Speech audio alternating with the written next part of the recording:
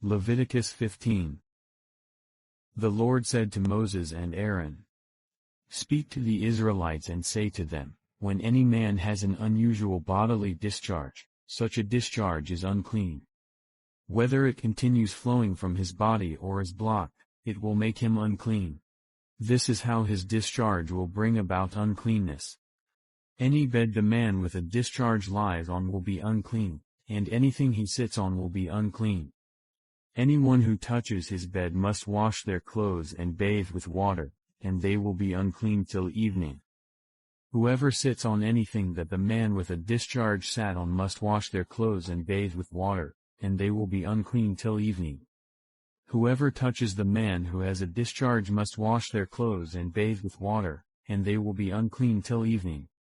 If the man with the discharge spits on anyone who is clean, they must wash their clothes and bathe with water, and they will be unclean till evening.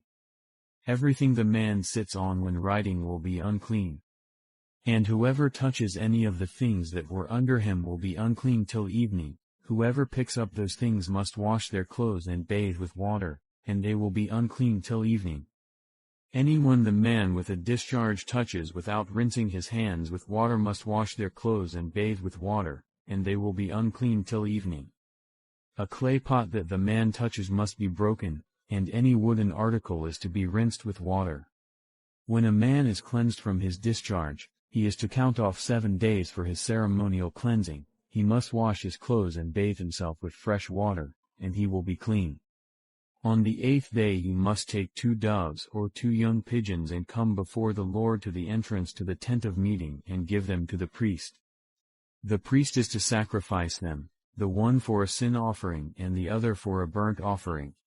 In this way he will make atonement before the Lord for the man because of his discharge. When a man has an emission of semen, he must bathe his whole body with water, and he will be unclean till evening. Any clothing or leather that has semen on it must be washed with water, and it will be unclean till evening. When a man has sexual relations with a woman and there is an emission of semen, both of them must bathe with water, and they will be unclean till evening. When a woman has her regular flow of blood, the impurity of her monthly period will last 7 days, and anyone who touches her will be unclean till evening.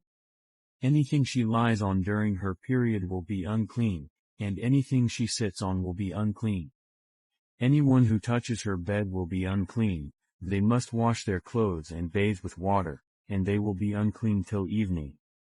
Anyone who touches anything she sits on will be unclean. They must wash their clothes and bathe with water, and they will be unclean till evening. Whether it is the bed or anything she was sitting on, when anyone touches it, they will be unclean till evening.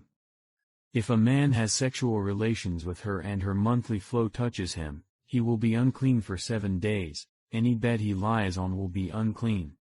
When a woman has a discharge of blood for many days at a time other than her monthly period or has a discharge that continues beyond her period, she will be unclean as long as she has the discharge, just as in the days of her period. Any bed she lies on while her discharge continues will be unclean, as is her bed during her monthly period, and anything she sits on will be unclean, as during her period. Anyone who touches them will be unclean. They must wash their clothes and bathe with water, and they will be unclean till evening. When she is cleansed from her discharge, she must count off 7 days, and after that she will be ceremonially clean. On the 8th day she must take 2 doves or 2 young pigeons and bring them to the priest at the entrance to the tent of meeting. The priest is to sacrifice one for a sin offering and the other for a burnt offering. In this way he will make atonement for her before the Lord for the uncleanness of her discharge. You must keep the Israelites separate from things that make them unclean, so they will not die in their uncleanness for defiling my dwelling place, which is among them. These are the regulations for a man with a discharge, for anyone made unclean by an emission of semen. For a woman in her monthly period, for a man or a woman with a discharge, and for a man who has sexual relations with a woman who is ceremonially unclean. Leviticus 16. The Lord spoke to Moses after the death of the 2 sons of Aaron who died when they approached the Lord.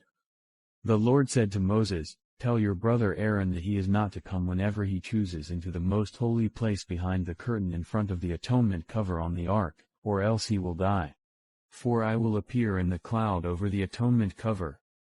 This is how Aaron is to enter the most holy place. He must first bring a young bull for a sin offering and a ram for a burnt offering. He is to put on the sacred linen tunic, with linen undergarments next to his body. He is to tie the linen sash around him and put on the linen turban. These are sacred garments, so he must bathe himself with water before he puts them on. From the Israelite community he is to take 2 male goats for a sin offering and a ram for a burnt offering. Aaron is to offer the bull for his own sin offering to make atonement for himself and his household. Then he is to take the 2 goats and present them before the Lord at the entrance to the tent of meeting. He is to cast lots for the 2 goats, 1 lot for the Lord and the other for the scapegoat. Aaron shall bring the goat whose lot falls to the Lord and sacrifice it for a sin offering. But the goat chosen by lot as the scapegoat shall be presented alive before the Lord to be used for making atonement by sending it into the wilderness as a scapegoat. Aaron shall bring the bull for his own sin offering to make atonement for himself and his household, and he is to slaughter the bull for his own sin offering. He is to take a censer full of burning coals from the altar before the Lord and 2 handfuls of finely ground fragrant incense and take them behind the curtain. He is to put the incense on the fire before the Lord, and the smoke of the incense will conceal the atonement cover above the tablets of the covenant law, so that he will not die. He is to take some of the bull's blood and with his finger sprinkle it on the front of the atonement cover, then he shall sprinkle some of it with his finger 7 times before the atonement cover. He shall then slaughter the goat for the sin offering for the people and take its blood behind the curtain and do with it as he did with the bull's blood. He shall sprinkle it on the atonement cover and in front of it.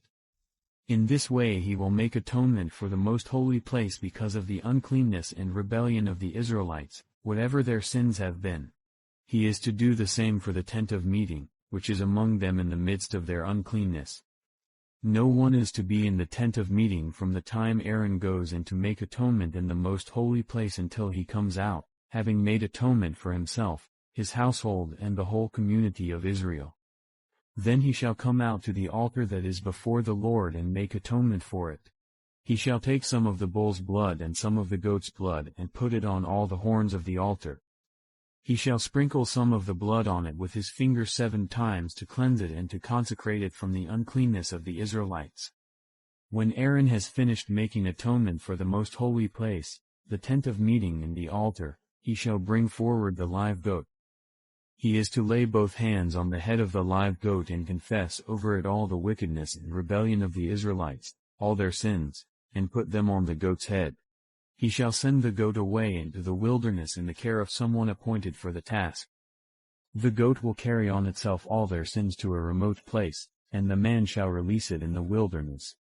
Then Aaron is to go into the tent of meeting and take off the linen garments he put on before he entered the most holy place, and he is to leave them there. He shall bathe himself with water in the sanctuary area and put on his regular garments. Then he shall come out and sacrifice the burnt offering for himself and the burnt offering for the people, to make atonement for himself and for the people. He shall also burn the fat of the sin offering on the altar. The man who releases the goat as a scapegoat must wash his clothes and bathe himself with water, afterward he may come into the camp. The bull and the goat for the sin offerings, whose blood was brought into the most holy place to make atonement, must be taken outside the camp. Their hides, flesh and intestines are to be burned up. The man who burns them must wash his clothes and bathe himself with water, afterward he may come into the camp. This is to be a lasting ordinance for you. On the 10th day of the 7th month you must deny yourselves and not do any work, whether native-born or a foreigner residing among you. Because on this day atonement will be made for you, to cleanse you. Then, before the Lord, you will be clean from all your sins. It is a day of Sabbath rest, and you must deny yourselves. It is a lasting ordinance. The priest who is anointed and ordained to succeed his father as high priest is to make atonement. He is to put on the sacred linen garments and make atonement for the most holy place, for the tent of meeting and the altar. and for the priests and all the members of the community. This is to be a lasting ordinance for you. Atonement is to be made once a year for all the sins of the Israelites. And it was done, as the Lord commanded Moses. Psalm 31. In you, Lord, I have taken refuge. Let me never be put to shame. Deliver me in your righteousness. Turn your ear to me, come quickly to my rescue, be my rock of refuge, a strong fortress to save me. Since you are my rock and my fortress, for the sake of your name lead and guide me. Keep me free from the trap that is set for me, for you are my refuge. Into your hands I commit my spirit, deliver me, Lord, my faithful God. I hate those who cling to worthless idols. As for me, I trust in the Lord. I will be glad and rejoice in your love, for you saw my affliction and knew the anguish of my soul. You have not given me into the hands of the enemy but have set my feet in a spacious place. But about that day or hour no one knows, not even the angels in heaven, nor the Son, but only the Father. Be on guard. Be alert. You do not know when that time will come. It's like a man going away. He leaves his house and puts his servants in charge, each with their assigned task, and tells the one at the door to keep watch. Therefore keep watch, because you do not know when the owner of the house will come back, whether in the evening, or at midnight, or when the rooster crows, or at dawn. If he comes suddenly, do not let him find you sleeping. What I say to you, I say to everyone, watch. Mark 14. Now the Passover and the festival of unleavened bread were only 2 days away, and the chief priests and the teachers of the law were scheming to arrest Jesus secretly and kill him. But not during the festival, they said, or the people may riot. While he was in Bethany, reclining at the table in the home of Simon the leper, a woman came with an alabaster jar of very expensive perfume, made of pure nard. She broke the jar and poured the perfume on his head. Some of those present were saying indignantly to one another, "Why this waste of perfume? It could have been sold for more than a year's wages and the money given to the poor." And they rebuked her harshly. "Leave her alone," said Jesus. "Why are you bothering her? She has done a beautiful thing to me. The poor you will always have with you, and you can help them any time you want. But you will not always have me. She did what she could. She poured perfume on my body beforehand to prepare for my burial. Truly I tell you, wherever the gospel is preached throughout the world, what she has done will also be told, in memory of her." Then Judas Iscariot, one of the 12, went to the chief priests to betray Jesus to them. They were delighted to hear this and promised to give him money. So he watched for an opportunity to hand him over. On the first day of the festival of unleavened bread, when it was customary to sacrifice the Passover lamb, Jesus' disciples asked him, "Where do you want us to go and make preparations for you to eat the Passover?" So he sent 2 of his disciples, telling them, "Go into the city, and a man carrying a jar of water will meet you. Follow him.